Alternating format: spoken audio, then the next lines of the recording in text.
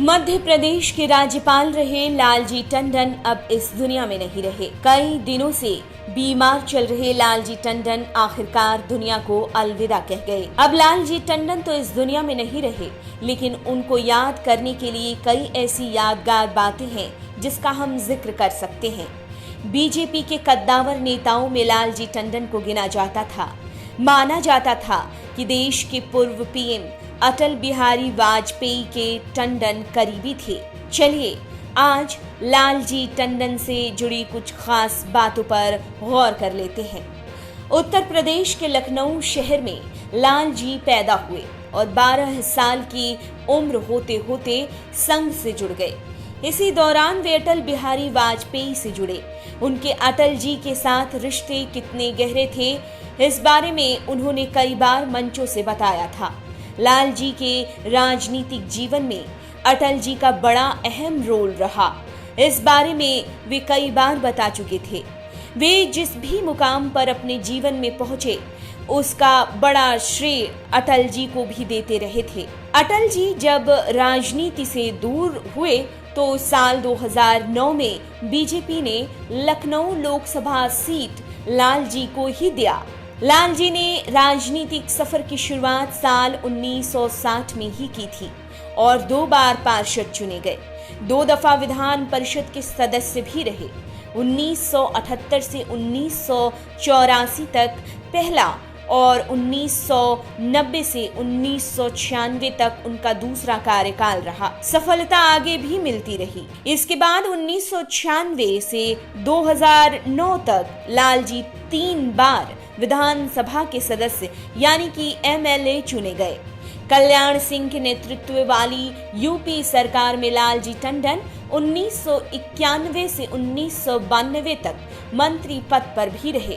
इसके बाद साल 1997 में यूपी में लालजी को नगर विकास मंत्री का पद दिया गया। इसके अलावा यूपी विधानसभा में नेता प्रतिपक्ष भी रहे। लालजी पहली बार साल 2009 में लखनऊ लोकसभा क्षेत्र से चुनाव लड़कर जीत हासिल की और संसद तक का रास्ता तय किया था। वहीं साल 2014 में लखनऊ लोकसभा क्षेत्र से लालजी टंडन की जगह राजनाथ सिंह चुनावी मैदान में उतरे थे। लालजी के राजनीतिक करियर को देखा जाए तो इसे कामयाब ही माना जाएगा। तो वहीं लालजी टंडन के पारिवारिक जीवन की बात करें तो उन्होंने 1958 में कृष्णा टंडन से शादी की थी और उनके 2 बेटे हैं, आशुतोष टंडन और बिल्लू टंडन।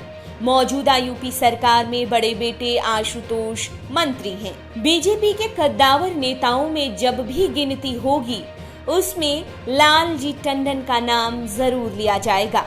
उत्तर प्रदेश की राजनीति में किए जाने वाले अलग तरह के प्रयोगों के लिए लालजी टंडन को जाना जाता था। बीजेपी और बहुजन समाज पार्टी ने 90 के दशक में गठबंधन वाली सरकार बनाई थी यूपी में, जिसके पीछे टंडन की अहम भूमिका बताई जाती है। विपक्षी पार्टी बीएसपी की प्रमुख मायावती और लालजी के बीच का रिश्ता काफी चर्चाओं में रहा। जब मायावती ने 22 अगस्त 2002 को लालजी टंडन को राखी बांधी थी और भाई बना लिया था। मायावती ने लालजी को चांदी की राखी बांधी थी। ये तस्वीर मीडिया में काफी सुर्खियों में रही थी तब, लेकिन फिर इस तरह का वाकया कभी देखने को नहीं मिला। लालजी टंडन का राजनीतिक जीवन सफल तो रहा, लेकिन कुछ पल ऐसे भी राजनीति के आए जब वो विवादों से घिर गए। लालजी टंडन कुछ ऐसे विवादों से भी घिरे जब बीजेपी को खुद उनसे पल्ला झाड़ने की नौबत आ गई। दरअसल वक्त साल 2004 का था और मौका था लालजी के जन्मदिन का। इस अवसर पर उन्होंने महिलाओं को साड़ी बांटने का आयोजन किया, लेकिन इस आयोजन में जो हुआ उसने लाल जी के दामन पर काला धब्बा लगा दिया। हुआ ये कि इस आयोजन के दौरान ही काफी ज्यादा भगदड़ मच गई, जिसमें 21 महिलाओं की मौत हो गई और एक बच्चे की जान चली गई। ऐसे में लाल जी की राजनीतिक साख को बहुत ज्यादा नुकसान पहुंचा था। विपक्ष ने इसे खूब तूल दिया और ये घटना मीडिया की सुर्खियों में बनी रही। हंगामा जब बहुत ज्यादा बढ़ने लगा तो लाल जी के खिलाफ केस भी दर्ज किया गया। यहाँ तक कि मामले पर चुनाव आयोग ने दखल दिया।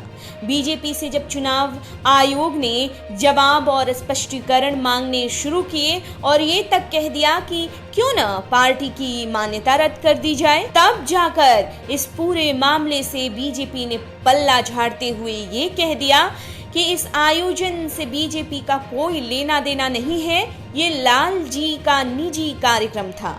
मामला फिर कुछ समय बाद ठंडा पड़ गया और लालजी टंडन को क्लीन चिट दे दी गई। लालजी टंडन से जुड़ा एक और विवाद है, जब लालजी टंडन ने अनकहा लखनऊ नाम की एक किताब लिखी, जिसे लेकर काफी ज्यादा विवाद हुआ। दरअसल अपनी इस किताब में लखनऊ का नाम लखनपुरी होने का टंडन ने दावा किया था, जिसके साक्ष्य के तौर पर किताब में पेश किया गया है कि लखनपुरी राम के भाई लक्ष्मण ने बसाई।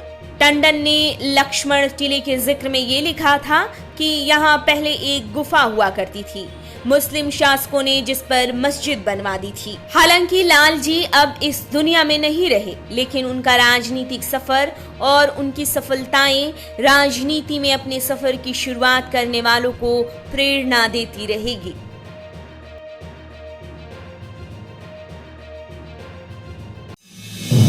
आप देख रहे हैं नेट्रिक न्यूज, साहस सच कहने का।